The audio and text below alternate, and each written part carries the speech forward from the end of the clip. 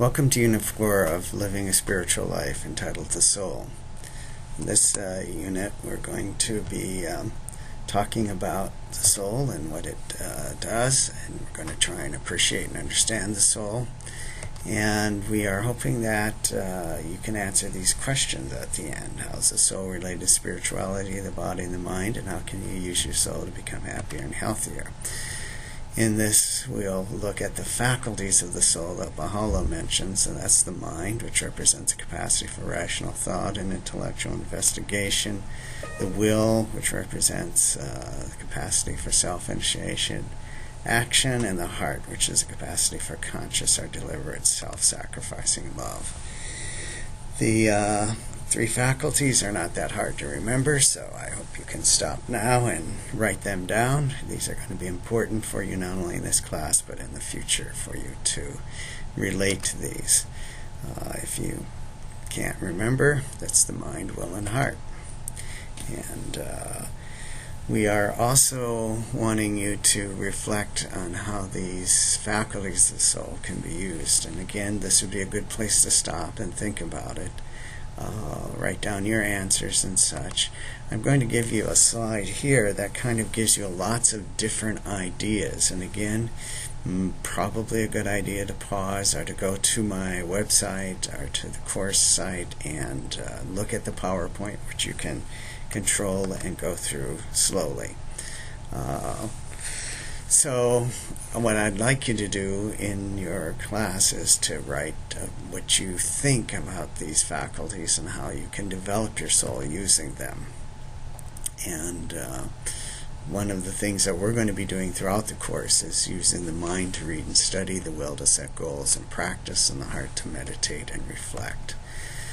So your Baha'i definition of the soul is a sign of God, a heavenly gem, and such, and it continues after death. The heaven is seen partly as a soul, and this is taken here from Wikipedia, and hell is a state of remoteness from God. This is Wikipedia's section that deals with the Baha'i view of the soul. So again, you can click on that hot link and go there to get more information. So Abdu'l-Baha in a talk talked about how we get these powers and such. So I'd like you to be able to read that, and I'd like you to be able to identify those 7 powers on your own. So if you are paying attention, I'm going to give you the answer there. You can again see these on the PowerPoint.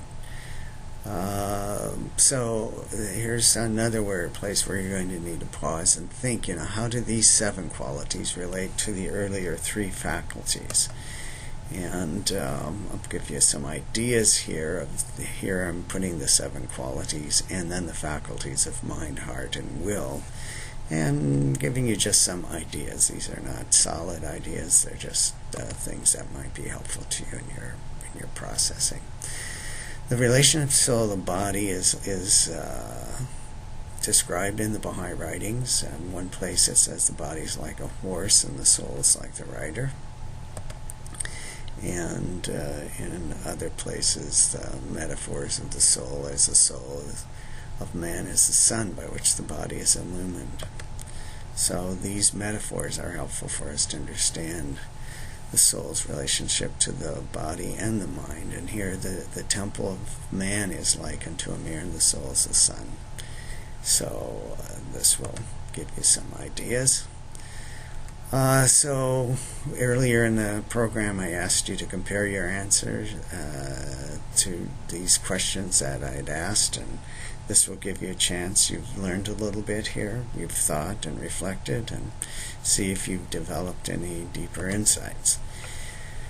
In terms of assignments, there are several things you can read, and again you can click on these hot links here, or go to my website and find these hot links, or you can go to the site where they're all there and read them.